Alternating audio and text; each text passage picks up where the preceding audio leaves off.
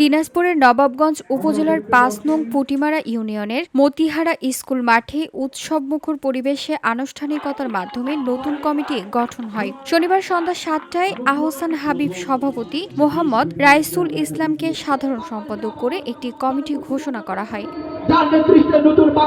এ সময় অনুষ্ঠানে উপস্থিত ছিলেন উপজেলা স্বেচ্ছাসেবক দলের সদস্য সচিব আনোয়ার হোসেন ও উপজেলা ছাত্র দলের যুগ্ম আহ্বায়ক মতলবুর রহমান সুজন ও থানা যুবদলের মোহাম্মদ জুয়েল রানা ও উপজেলা ছাত্র দলের আহ্বায়ক মোক্তাদির হোসেন বকুল ও সদস্য সচিব মুফতি মাহফুজ সহ অঙ্গ সংগঠনের নেতাকর্মীরা।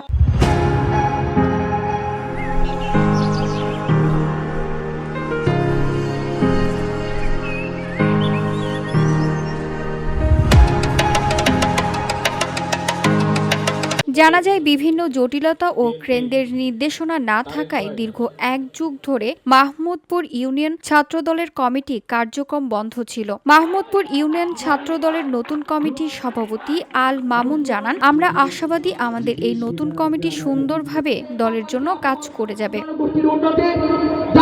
ছাত্রদলের আহ্বায়ক মুক্তাদির হোসেন বকুল ও সদস্য সচিব মোহাম্মদ মুফতি মাহফুজ বলেন, আমরা আহ্বায়ক কমিটির দায়িত্ব পাওয়ার পর সাংগঠনিক কার্যক্রম শুরু করি। দেশনেত্রী বেগম খালেদা জিয়ার মুক্তি ও চিকিৎসার ব্যবস্থা, তারেক রহমানকে দেশে ফিরিয়ে আনতে। আমরা আশা করছি কেন্দ্র ঘোষিত সকল কর্মসূচি সকলের নতুন এই কমিটি গুরুত্বপূর্ণ ভূমিকা রেখে দলকে শক্তিশালী করে তুলতে পারবেন।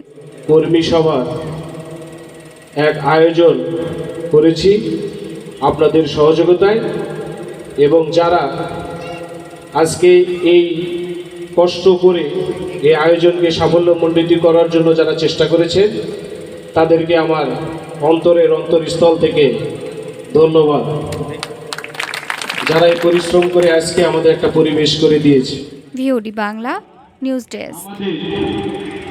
দিনাজপুর জেলা